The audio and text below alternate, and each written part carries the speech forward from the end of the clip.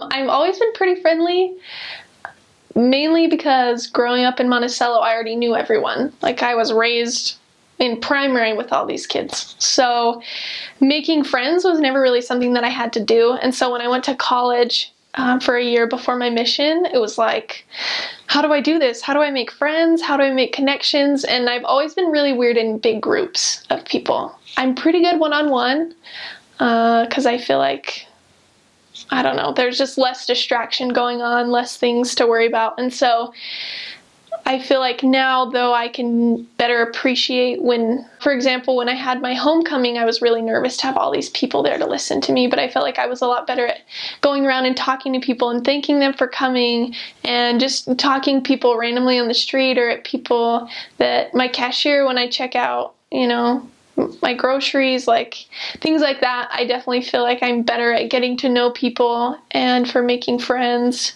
because I definitely had to work to do that on my mission. That was definitely a struggle, something I really had to work on the whole time. I kept thinking like, oh, you know, in 6 months it'll be easy, and it never was. But I got used to doing it, and so it was still hard, but I was prepared for it. And I knew that if I talked to people, then I would be happy as a missionary. And so that's kind of what drove me to do it. Also, the fact that I knew that I needed to, that helped too. But so I definitely feel like my social skills are better. I'm like better in different situations and different things like that. So I was brand new to this area, and we went to go teach a family that was a yours, mine, and ours of 6 girls, all under the age of 9. And it was insane. It was crazy. Those girls were everywhere, up and down, all over the place. And so finally the parents just told them, like, go in a different room and we're gonna learn. And so we would teach them, and it was fun because my first lesson I was really nervous. I want to get to the point where I know that person and they know me, so that the lessons are more comfortable, they flow. But I had just been transferred, what can you do? So I was there, and I specifically remember as I was teaching, we were just teaching about the restoration and going over prophets, how God gives us prophets. And I just remember saying things that weren't coming from me, that they were definitely coming from the Spirit, coming from God. And the man that we were teaching, he said exactly what you dream of your investigator saying. And it was like, well, if God called prophets then, you know, when we read about them in the Bible, why wouldn't he call them now? It just makes sense.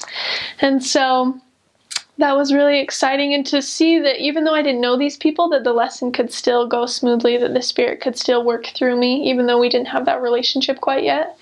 And later, this couple ended up getting baptized, and their girls a couple months after that. And it was an amazing experience that the husband that I was talking about this talked about prophets. After he was baptized, we asked them when we were preparing the service if they wanted to share their testimonies after they got baptized. And both of them were like, oh no, no, no, no, we don't want to do that. Keep us out of it. And so we didn't put them in because we wanted to respect that. It's their baptism. We want it to mean the most to them.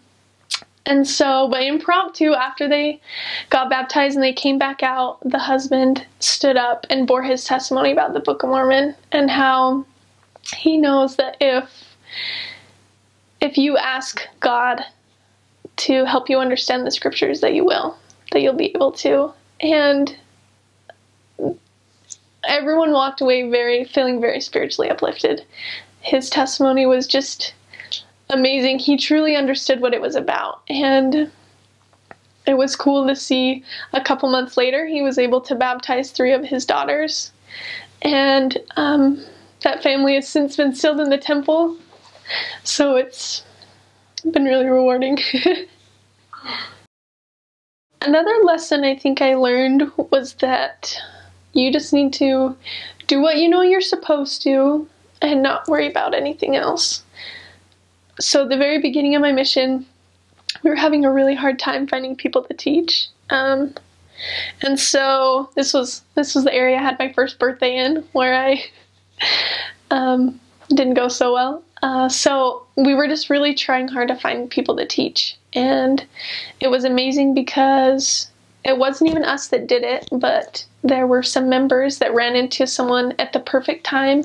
They were able to make a connection with him and invite him to church, and he is one of those golden investigators that just latched right onto the gospel. It came when he needed it. His favorite part was the plan of salvation, and it was amazing to see his name's Ernie, and he has the spiritual gift of having faith in others' testimonies, I think, and having faith that there's answers out there. He had a friend that was a less active member of the church that one time asked him a question, well, what about this? What about this? You're looking into this church, and like, I went, but I don't do that anymore because of these reasons. And instead of allowing himself to be shaken up by that, he just said, I know the answer is out there somewhere, I just don't know what it is, but I know I can find someone that knows the answer. And to me, that was amazing. He was an amazing example of not letting different things distract you from what you feel, because our lessons with him were really amazing because he was ready and he was prepared. And it's amazing that we didn't even find him. It was members. But I know that God blesses us when we do what we're supposed to, and that we learn the lessons that we're supposed to. Missions are definitely individualized for each person. Just talking to my companions, the different experiences that they've had. And a piece of advice I think I would give to anyone serving a mission is to do as much as you can when you first contact a person, because you never know if you're going to see them again. There were a lot of times that we would contact someone and we would leave them with maybe just a card, and we would share our testimonies, and I thought like, oh yeah, we're going to see them again. Like they were really positive about reacting to us, and then we would never be able to catch them at home again. And so I think not throwing up the gospel on them, but if there's an opportunity to share a little bit more or to leave a testimony, then you should definitely do that, because you don't know if you're going to see them again.